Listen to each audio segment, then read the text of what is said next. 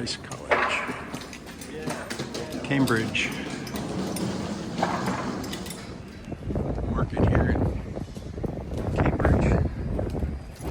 It's about 9 o'clock in the morning. They're just setting up right now.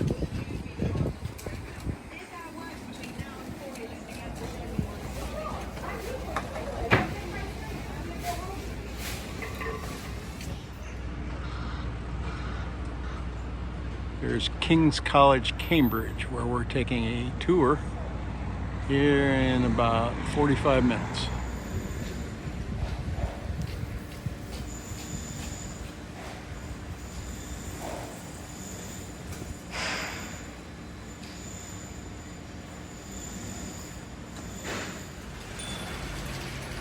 Head west on Rose Crescent toward Trinity Street. Continue on to St. John's Street. Head west on Rose Crescent toward... There's Henry VIII, the founder of Trinity College, Cambridge.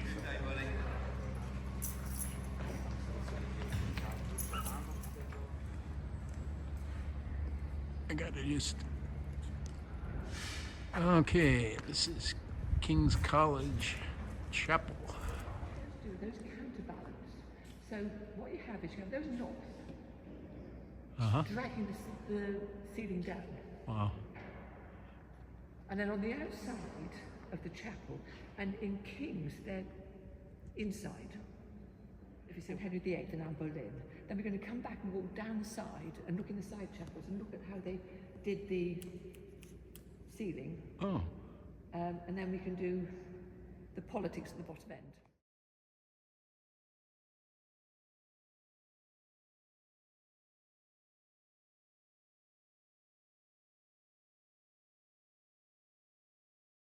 Is that they were working on the chapel. Somebody came in and said, you know, the power's just changed, we've got a new king. And the stonemasons picked up their tools. We'll stand back a long way and look at it. At the time, well, that's a shame. What's that? Well, there's over the summer they put cows on the. This bit is owned by King's College. It's basically rough meadow. They put cows on it over the summer. It's one that always gets the tourists to come in the middle of the town and see cows. You know, cows. Yes, it's Cambridge. And if you go to Mill Lane Punch Place for the school divorce, there's a big abdominal called Laundry Street. If you're sitting there, the cows will come and say hello to you. They're very friendly cows. This is Trinity College. Great court of Trinity College.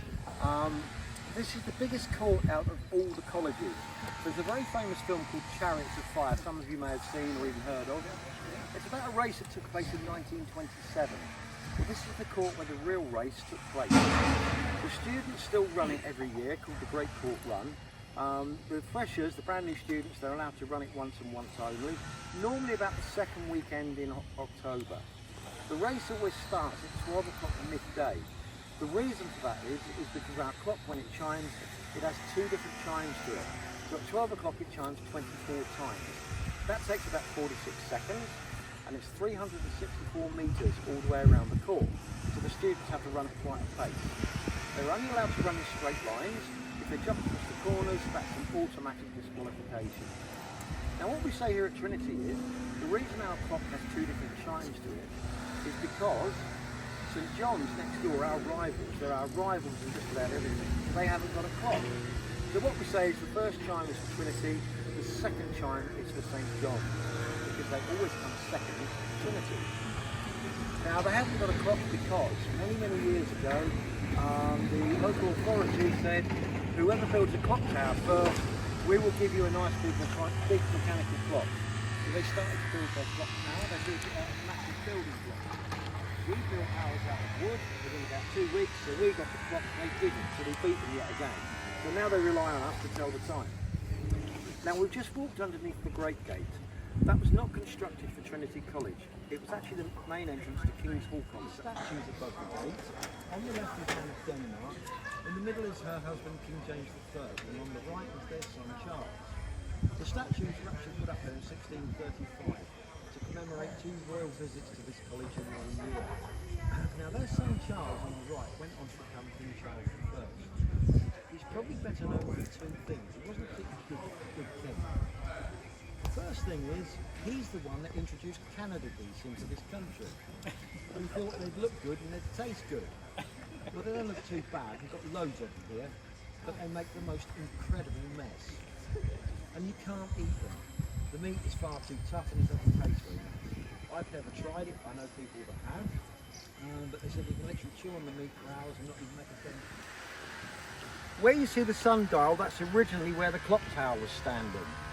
Now the architect of this college, Sir Thomas Neville, he liked everything symmetrical. So he had the clock tower moved brick by brick to where it is now. Whilst it was standing here, it was an entrance to King's Hall College, so that's the second thing that remains. There was actually a public road that ran through here at the time, just over there. Nothing remains of it now. That was called King Children's Lane. Well, Trinity College swallowed up all the land because King Henry VIII, when he dissolved the monasteries and churches, he gave all the land and the wealth to Trinity College. Trinity is now the 3rd biggest landowner in the country. The first one is the church, the second is the National Trust, the third is Trinity College. You can actually walk from Cambridge to Oxford without stepping off Trinity land. This college has assets such as the O2 Arena in London, Felixstowe Docks, the biggest container port in Europe, pretty much most of Cambridge, most of Leeds, big parts of Manhattan, the list goes on and on and on and on. It's the 2nd wealthiest college in the world. The first one, anybody want to take a guess? Harvard, correct, yeah. Harvard has assets of over 60 billion. We've got assets of over 2 billion, so we're never likely to catch them up. Now the clock in the tower is not the original Trinity clock. That was moved in the early 1700s. The fountain was constructed between 1601 and 1602. It's never ever been used as a water source for Trinity. It's just purely a decoration. There is a natural water source that does come into the college though. There is a well at the back of the Master's Lodge. Back in 1301, some Franciscan monks discovered a water source at the end of Trumpeton Road at a place called Hobson's Conduit. There's a big memorial there to it.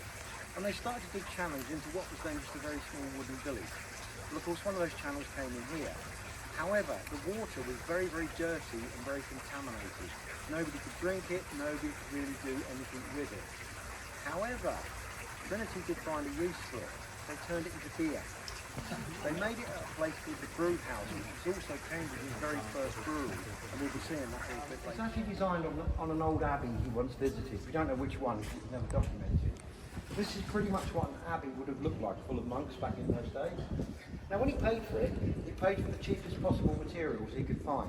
If you look at the columns, they've all got patches in them.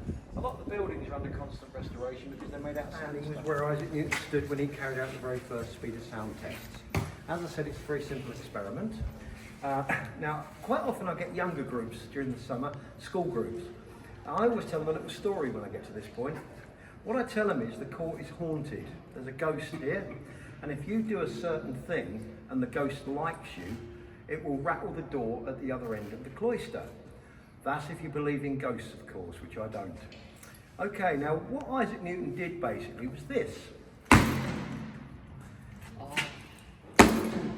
It's the only cloister where it will do that, and that's how he measured the speed of sound. Now we've just walked underneath the library. Before the library was built, the river actually used to flow through here. Now, Trinity College, being very rich and powerful back in the day, went along to the local authority and said, we don't want your river near our buildings, move the river. So they had to shift the river to where it is now, out there. There's a sharp bend in the river out there. It's the only bend between here and Grantchester, which is 4 miles away, and that's down to Trinity telling them to move their river. Well then the library was built. The construction of the library finished around about 1675. It was built on the high columns, or stilts as they're called, because if the river ever burst its banks, nothing up there could ever be damaged.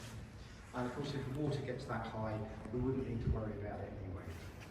Now with the flagstones we've just walked across underneath the library, there are actually angled walls under there and columns. Nobody knew they were there until recently because they don't appear on plans. What they're actually there for is because the water table is still down there. So the water table, when it moves the angled walls and columns, the building moves and it prevents the building from collapsing. Now,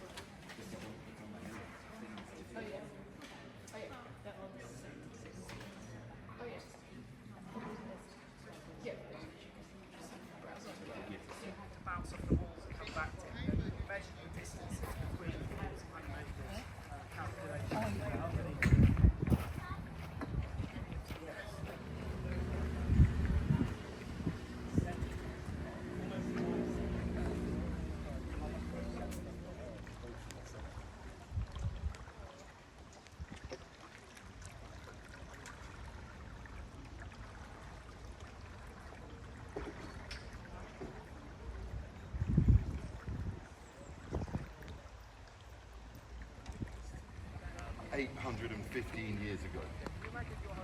So it's the second oldest university in England, after you know who. By the way, guys, we don't use the O word, okay? Okay. We just call it the other place. That way no one's offended. The Italians have the oldest university in Europe, but it's a historical context. The University of Bologna is in northern Italy. Bologna was founded in 1088. Anyway, let's start here because over on the left, just over this green on the left, you can see King's College appearing. The most famous building in the city. Just over there on our left now, King's College Chapel. Stained glass is the chapel, of course. So yeah, if you see an image of Cambridge, you know, quite often I'll be watching the telly or something, or maybe a documentary, and they'll be like, you know, meanwhile in Cambridge, and then this is the image they come to 9 times out of 10. With good reason. I mean, it's the world's second biggest chapel. The Italians have outdone us again. Well, actually, I should say the Pope. I say professor, but we don't really call them professors. We call them fellows. He's a jolly good fellow. Yeah, professors, fellows, same thing, more or less. Looks like The sandstone buildings, just on our left there, is student accommodation. Thank you. That's what I head in a few seconds. To Kingsbridge. So King's College was founded by King Henry VI. King Henry number 6 in 1441. Henry VI was the same king that founded Eton College. So the premier boys' school in the UK, Eton, was founded in 1440. Southwest Hello, London, Ducky. 1440. Then 1 year later, King's There's College, the Cambridge, mathematical bridge up was there. founded in 1441, here on our left. Yeah, but basically King's was founded as a finishing school for these Etonian boys originally. You finish your studies at Eton, you come here to King's, you take what was called a gentleman's degree, which they don't teach anymore, but you'd learn how to be a gentleman. That would involve learning how to talk properly, elocution, pronunciation, things like posture and which knife to use in the fish calls. Yeah, they don't teach that anymore. This is all accommodation for third years at King's, for one student. It wasn't King Edward, it was King Henry VI. So, very spacious rooms. You've got your own living room, you've got a bed, bedroom. You'll have to share your kitchen facilities with about 4, maybe 5 or 6 students will share a kitchen. That bed's shared. Anyway, that's the accommodation at King's. This next building on our left is the accommodation at Queen's. Oh dear. Whose idea was that? Yeah, the first modern building, they're currently, they're actually, I thought they were just replacing the windows, but they're actually gutting out all the bedrooms as well, so there's a couple of revamps there for the Christmas building. It might look nice on the inside. Yeah. Some of them look good for that. You could put a facade on. It could look like a palace or something. Yeah, 1959, first modern style building that was built on the river, was designed by Sebastian Spain's Coventry Cathedral. So naturally the riverbed is quite sort of quite silty, but after actually north of 1,000 years it's beautiful. And welcome to Queen's was actually founded in 1448, so we've seen these two modern buildings, but it is an ancient college. And this red brick building on the left belongs to Queen's, a bit more interesting. The President's Lodge is the oldest building on the river in Cambridge. So this building on our left is 570 years old. The oldest building on the river. And that takes us to the wooden bridge, the mathematical bridge. This was designed by a student, a mathematician called William Etheridge. It's entirely made out of straight beams of wood. It's self-supporting, so it's not attached to the bank, it's resting bridge. And you might wander over here at some stage today, or maybe already have, but there's a really nice area on the other side of this bridge. So there's a couple of pubs along the river. You've got the Anchor pub on the left with the orange umbrellas. This is where Pink Floyd played one of their very first gigs, rock and roll history. Early 1960s. So Pink Floyd to the band born in Cambridge. Sid Barrett and David Gilmour. And then there's another pub called the Mill. Put my flip-flops on. Yeah, I wish I had too. Mind you, evenings things get cold. It really does get cold. Get caught out sometimes wearing summer clothing. Yeah. So look, it turns nice and green as well as we head upstream, and it almost feels like we're in the countryside, doesn't it? But we're literally a 5-minute walk from the city centre. But yeah, Cambridge is a very green city.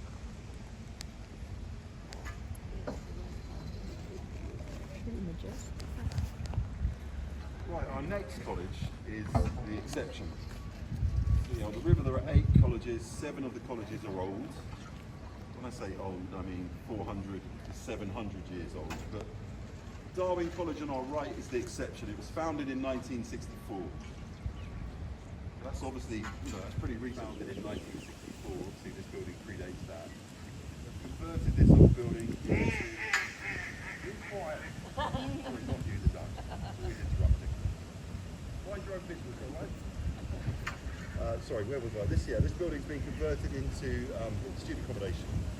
Wow. Very nice student accommodation as well. Yeah. I'd say no. The Darwin College a bit different than the other Riverside colleges. Postgraduate. Broke a few long-running traditions, Darwin College. So first of all, it was the first mixed-sex college. So we had all male. And we had all female. We didn't have mixed sex until 64. So yeah, broke that tradition of single-sex colleges. The other kind of tradition that Darwin College has a particularly good one. It's drinking very seriously.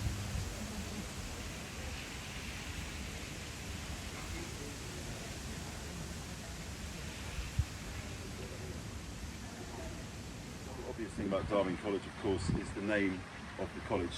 So, the great scientist himself, Charles Darwin, was a student of Cambridge University, but he was studying theology, not biology, theology. He was a theologian. Just to make that a bit more ironic, Charles Darwin was studying theology at Christ College, Cambridge. Slightly ironic, isn't it? He had a change of heart, He did. as students often do. Private gardens on the right, they've got their own boats. That's one of the benefits of being by the river, I guess, with access to the river. So these boats belong to students, college members.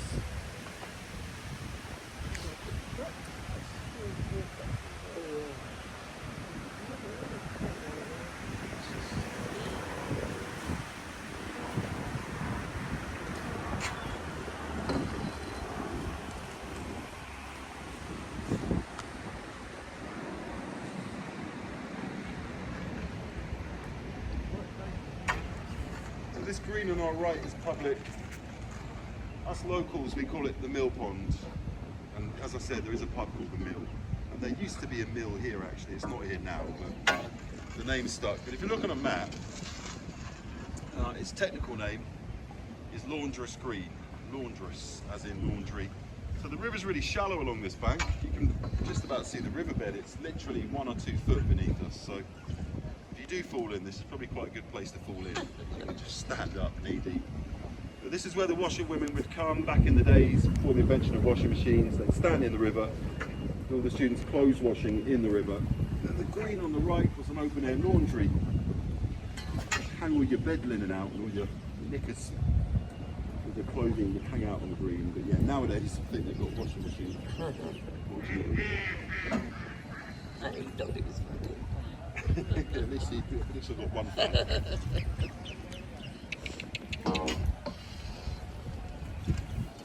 If you're looking for a nice pint of beer, I'd go to the Mill. Not that the anchor's terrible, but it's Green King, so it's a bit hit and miss.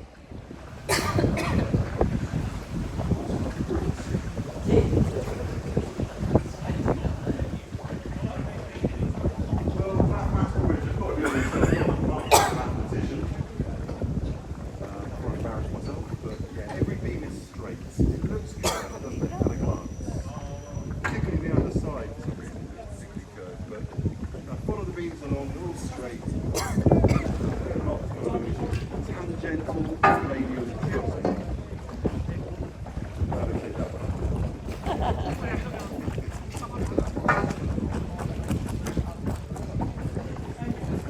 As I said, the bridge, we can literally pick this bridge up. We need a crane. Pick it up at its foundation, it's resting on these stone buffers. It's not attached. It's down, screw down.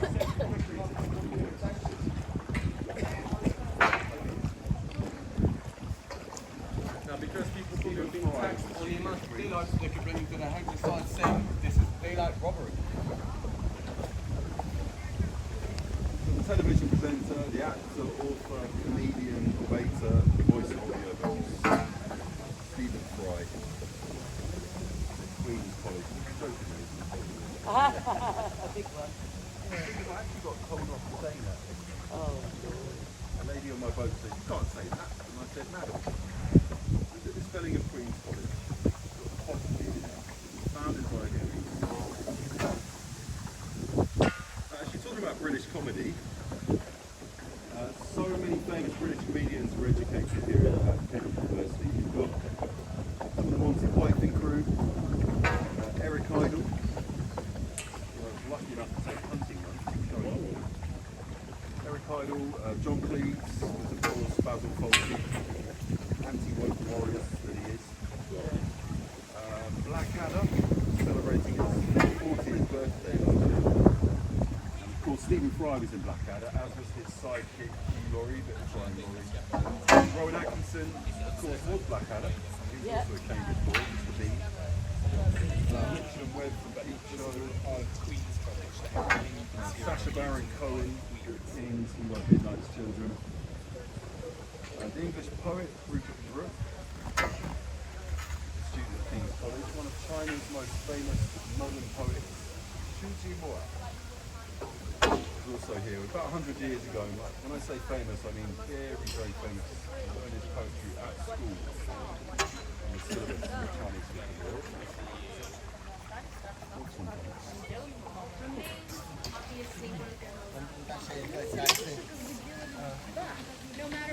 Who else was at King's? Alan Turing, father of science, Turing, helped to develop what we call one of the first modern computers. Equally as famous for being a code breaker during the Second World War. Turing was a key member of the Enigma team. Cromwell used the chapel as a stable during the English Civil War. Controversial. Cromwell also destroyed every single bridge in Cambridge during the Civil War, except for this one. Clare Bridge. The oldest bridge in Cambridge, 1638. Yeah, and as I said, all the other bridges were demolished by Cromwell and his soldiers, except for this one. He used this bridge as the only crossing point strategically. It get his forces and his troops back and forth across the river. He controlled the only crossing point. He used the university as a base for his operations. Clare Bridge leads into Clare College on our right, Clare College Gardens on the left. Flowering now. Wildflowers. Oldest one on the river. Yeah, it's the oldest college on the river, and the second oldest college within the university first. Founded 1326.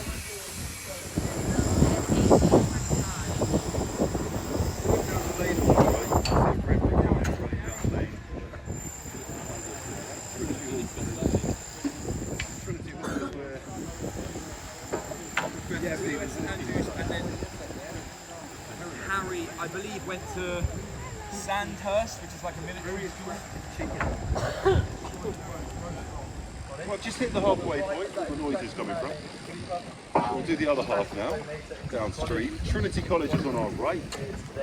Trinity Bridge up ahead. This is the biggest college in Cambridge. It's also the wealthiest. So you're trying to go under the right? And the most academically successful of all the Cambridge colleges. You have Grey Founded by Poupon. King Henry VIII in 1546. Henry's last major acts as King of England, he founded this college and then he kicked the bucket. Passed away. So he dissolved the Catholic monasteries, he founded the Church of England, repossessed huge amounts of land from the monasteries across England, Scotland and Wales. That was back in 63 to 67, I believe. Charles was here. And then he was the penultimate royal Charles, because his brother, Prince Edward, was the last one to study in Cambridge. So Edward was in the 1980s, and that was Jesus College, and that was the end of the royals for the time being at least. Right, up ahead of us now, left and right, is Cambridge's second biggest college. We just saw Trinity behind us, the biggest college. St John's closest on their tails, the second biggest, 31. Founded in 1511 by Lady Margaret of Beaufort, the grandmother of King Henry VIII. This is the College of William Wordsworth, an English poet. William Wilberforce, the great reformer who abolished slavery in the British Empire. Physicist Paul Dirac described dark matter and the orthodox atoms of the galaxy. Building on the left-hand side of the river, which looks like a castle, is second and third year student accommodation. So, possibly the best student accommodation in the world. Yeah, it's a contender. The red brick building on our right, as we come under the kitchen bridge, this is the kitchen bridge above us. So if you're hungry, take a right, it'll lead you into the kitchens. But the red brick building on the right is also accommodation. It's got the date on it, 1671. And then I think it's fair to say the most beautiful of all the Cambridge bridges is up ahead of us. So this is Bridge of Sighs. Anyone who's been to Venice in northern Italy, you've probably seen the original Bridge of Sighs. This is Cambridge's version. The Venetian bridge was used by prisoners, back in the days at least, it was used by prisoners. On one side there was a courtroom, and on the other side execution chambers. If you were crossing this bridge in Venice back in the days, in your last view of the world, or you're on timely death. Here in Cambridge, the students will cross this bridge on the way to their examination halls. Similar, isn't it? Yeah. Red Left-hand ivy side up here accommodation, turns color in right the hand fall. side is the library, stained glass windows. Over the wall to the right is the Master's Lodge, that red brick building with lots of chimneys. Where the big boss lives, the master. And up ahead on the left, we've got accommodation at St John's, old and new. So the 1820s, this beautiful ivy, meets the 1960s. Beauty and the Beast. One of the first buildings in the UK designed by the 1963. Computer-aided design. Look at the ivy now. Oh, that's wet. Barking up the wrong tree.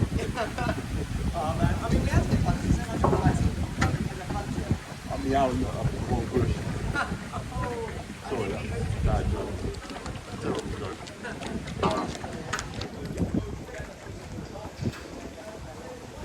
Charles at the time, King Charles now, of course, Prince Charles described this modern building as the ugliest building in Cambridge. He said it resembled a multi-story car park in 1967 when it was completed. In the same year, the building won design awards for efficient use of materials.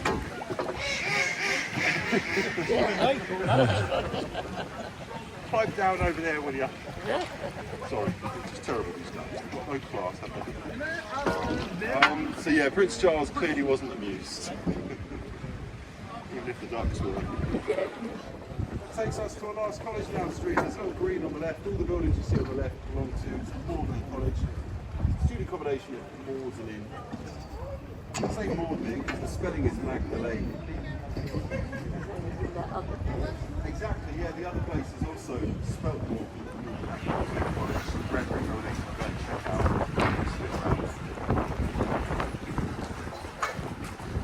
Yeah, the last college down the street. So after this point, there's no more colleges. Right, it's the Ramses Hall dating back to the 1700s. Well, there is loads. You might find of interest. You could wander downstream or take down an inland seaport. The Romans were sailing to Cambridge across the North Sea, up the river inland. filling away.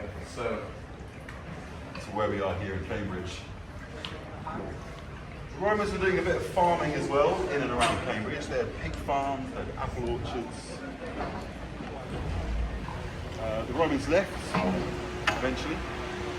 We entered the Dark Ages. Our next major visitors were Germanic. That was the Saxons. King Offa, remember, built the bridge, the first recorded bridge. It wasn't necessarily the first bridge, but it was the first recorded one. The Saxons were sailing from Central Europe, across the North Sea, upriver to come and trade.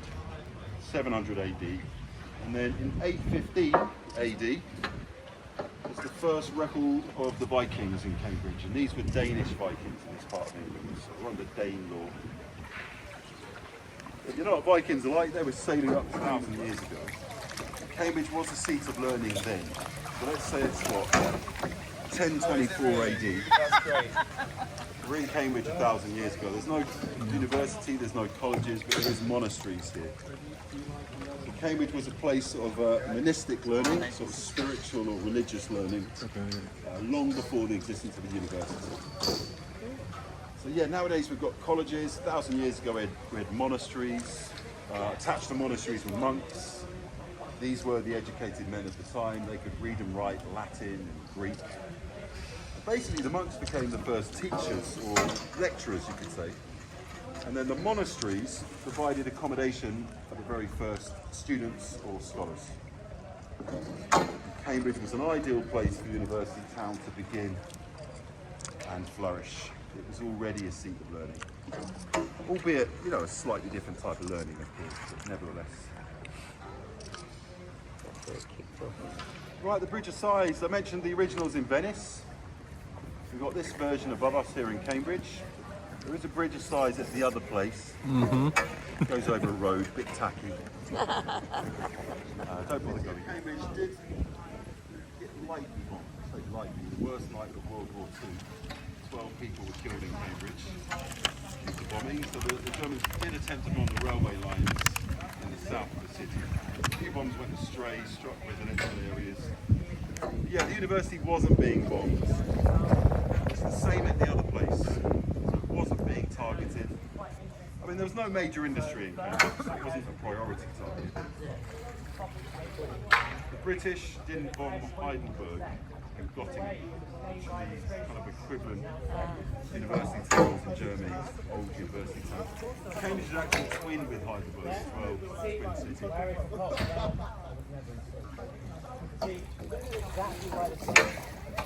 Had Hitler been successful in his invasion of Britain, I'd be doing this tour in German, and Oxford would be the capital of England. Oxford, the capital. Just imagine the worst case scenario.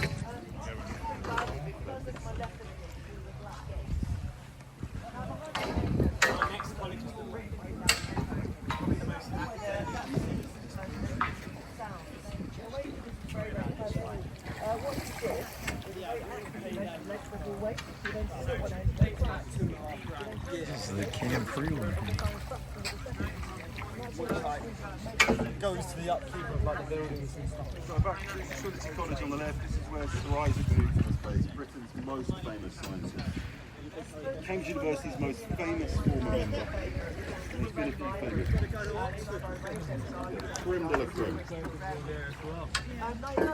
Yeah, you can go to like the Bridge of Sight in Oxford. But when you come on this building here in 1695, the entire 33 because he's great friends with the Master